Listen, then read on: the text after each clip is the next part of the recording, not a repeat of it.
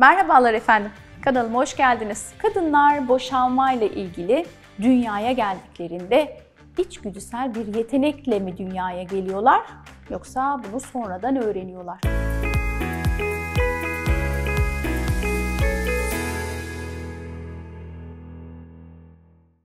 Cinsel dürtülerimizle %20 sadece bir donanımla dünyaya geliyoruz.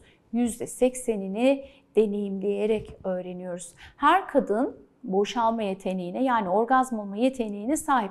Ama kadının yetiştirildiği ortam, cinsel bilgi eksikliği, cinselliğe olan bakış açısı, yaşadığı bazı tacizler, cinsel travmalar işte o zaman bu noktada boşalma ile ilgili problemler yaşayabiliyorlar. Orgazm olamayabiliyorlar. Erkekler kadınlara göre çok kısa sürede boşalmayı yani orgazm olmayı öğreniyorlar ama kadınların cinselliği tanıma süreci, öğrenme süreci biraz daha uzun olabiliyor. Bu süre ise bir yandan kadının ruhsal anlamda, fiziksel anlamda ne kadar hazır olduğuyla, diğer taraftan da cinsel eylem sırasında klitoris, G noktası, vücudundaki başka erojen bölgelerin partneri tarafından ne kadar uyarıldığıyla, ne kadar sürede ve dozda uyarıldığıyla ilgili de olabiliyor. Kadınların bundan dolayı da en kolay uyarılabildikleri, kadının üstte olduğu, erkeğin altta olduğu bu jokey pozisyonlarında, cinsel ilişki pozisyonunda ve beraberinde de ön sevişme döneminin uzun tutulduğu, kadının erojen bölgelerin işte kulakları, meme uçları, bacak iç yüzleri, omuz dışları, bacak içleri gibi alanların uyarılması ve kadının da penis boyu takıntısı olmaması orgazm olmasını kolaylaştırıyor. Ayrıca kadınlar da erkekler gibi cinsel eylem sırasında, orgazm sırasında cinsel fantaziler kurabiliyorlar. Beraberinde yardımcı erotik materyaller kullanabiliyorlar ve bunları yaptıkları zaman cinsel bilgi, cinsel inanç, cinsel mitlerle ilgili doğru kaynaktan doğru bilgileri de öğrendiği zaman 6 ay içinde bir kadın kesinlikle orgazm olmayı öğrenir. Çünkü herkes bu donanımla yaratıldı. Diyelim ki bunlara rağmen yani cinsel inançlar değiştirildi, cinsel mitler değiştirildi, doğru kaynaklardan öğrendi. Partneri bu noktada erojen bölgelerin uyarma noktasında yardımcı oluyor. Kadında cinsel tiksinti problemi yok, fantaziyi kurabiliyor. Kendi bedeniyle barışık, kendi cinsel özgüveni yerinde 6 ay geçti. Bazı vibratörler de kullandı ama işte oral uyarılar aldı ama buna rağmen hala orgazm olamıyorsanız o noktada partnerinizle beraber, eşinizle beraber mutlaka cinsel terapiste ya da cinsel tıp uzmanına başvurun ve bu konuda çekinmeyin. Çünkü bu sizin hakkınız, hakkınız olanı da layık olarak kendinize layık görün ve bunu alın. Peki kadınlar boşalmayı nasıl öğrenir? Kadınlar 6 ayda öğrenir dedik. Birincisi bir kadın, bir erkek aslında çok da ayırmamak lazım. Bir erkek boşalmayı nasıl öğrenir? Kendi bedenine dokunarak, kendi penisine dokunarak, kendisinin penisini bir şekilde ritmik hareketlerle uyararak. Aynı şey kadın için de geçerli.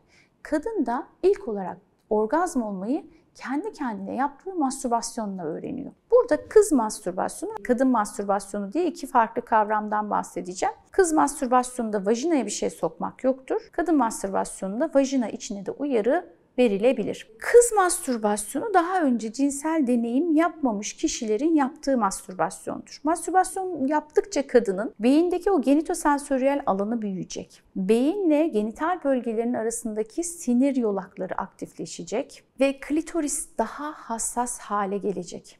Kadın bir şekilde klitorise dokunarak, sürterek, temas ederek boşalmayı öğrenerek keşfediyor. Yani orgazmı keşfediyor. Ve mastürbasyonda öğrendiği bu becerileri evlendikten sonra partnerine aktararak, sevişmelerine aktararak ve mutlaka talep ederek geliştirebiliyor. O noktada kadın cinsel ilişki sırasında orgazm olmayı başarabiliyor. Kadının orgazm olmasında penisin boyunun vajinada kalma süresinin bir önemi var mı? Aslında çalışmalar diyor ki işte vajina içerisinde 7 ile 25 dakika arasında penis kalmalı ki kadın orgazm olabilsin. Bu kadından kadına değişiklik gösteriyor. Yani vajina içinde kalma süresinin aslında çok da bir önemi kalmıyor. İyi uyarılmış, ön sevişmesinde yeterli doyum almış kadın çok daha kısa sürede orgazma ulaşabiliyor. Sadece vajinal orgazmı hedefe koymamak gerekiyor. Eğer kadın klitorisinden zevk almayı başaramamışsa, kendi orgazmının sorumluluğunu almamışsa, o zaman cinsel ilişkide de orgazm olmayı öğrenemiyor. Demek ki neymiş? Erkeğin erken boşalması, kadının cinsellikten keyif almasının ya da orgazm olmasının önünde her zaman bir engel değil. Kadın kendi klitorisini kullanmayı öğrendiğinde hem ilişkilerinde hem de karşılıklı mastürbasyonla orgazm olmayı başarabiliyor. Mastürbasyonla klitorise hassaslaşan kadın da cinsel ilişki sırasında orgazm olmayı kolaylıkla sağlayabiliyor. Bir de şöyle bir şey var. Hani erken boşalmadan bahsettim ya. Diyelim ki partnerin penisi işte ereksiyonunu kaybetti ya da erken boşaldı. Bu noktada cinselliği yarım bırakmak yerine erkek işaret parmağını kullanabilir, orta parmağını kullanabilir, seks oyuncaklarını kullanabilir, oral seksi kullanabilir, parmaklarını kullanabilir. Gerek vajina içinde, gerek vulvada, gerek klitoris çevresinde vajina girişini uyarabilir, klitorise dokunabilir ve bir şekilde kadının orgazm olması noktasında kadına yardım edebilir. Ve boşalma fizyolojik olarak penis-vajina birlikteliğine eşdeğer bir boşalma olarak da yaşanır. Yani illa penis vajinada olacak, kadın orgazm olacak diye bir kural yok. Performansı bu şekilde erkekler çok da kendinizi olumsuz algılamayın. Kadının boşalması sertleşme gerektirmez, penis gerektirmez. Bir şekilde onun orgazm olmasına yardımcı olabilirsiniz efendim. Evet, demek ki neymiş? Her kadın orgazm olmayı öğrenebilir ve bunun ilk adımı mastürbasyon.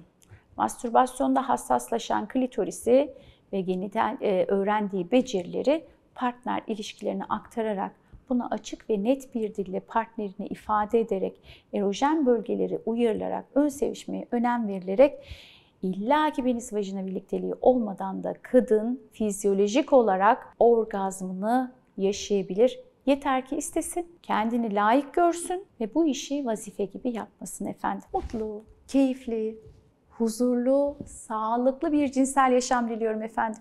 Sağlıkla kalın.